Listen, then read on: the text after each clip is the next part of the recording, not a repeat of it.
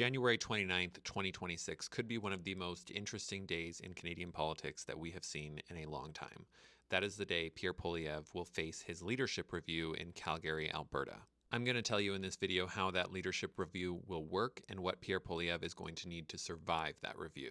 This is a bonus story voted for by my paid subscribers over on my Substack, so if you want to vote for next week's story, make sure you are signed up over there. It is my paid subscribers that allow me to continue to do this work. First off, this leadership review is mandatory because the Conservative Party lost the last federal election. In their constitution, if they lose a federal election, the leader must face a leadership review. Second, who can vote in this leadership review?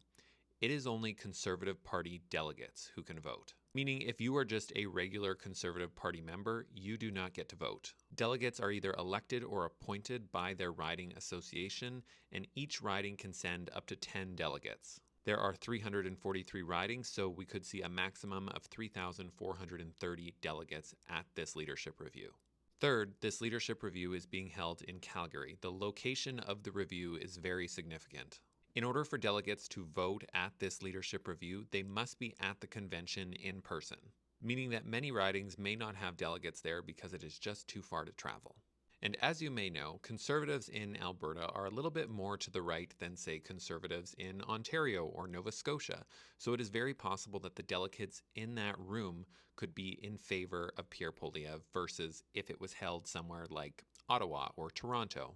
Saying that, if Pierre Poilievre gets 50% of the vote, technically he can stay on as leader, but there is an unwritten rule in Canadian politics that if you face a leadership review and get less than 80% of the vote, you should probably resign. And to add to that, even if he gets 80% of the vote in that room, it is still possible that he could get booted by his own party. After the convention, it's possible that sitting MPs could submit a petition using the Reform Act to try and oust Pierre as the leader. 20% of sitting Conservative MPs would have to sign on to that petition in order for them to have another leadership review. If this review was triggered, then only sitting MPs would vote to keep him or to oust him as the leader. This is how former Conservative leader Erin O'Toole was ousted as the leader back in 2022. And lately, with Conservatives crossing the floor to the Liberals and some resigning, it is very possible that there could be many other Conservatives working behind the scenes to try and oust Pierre as leader.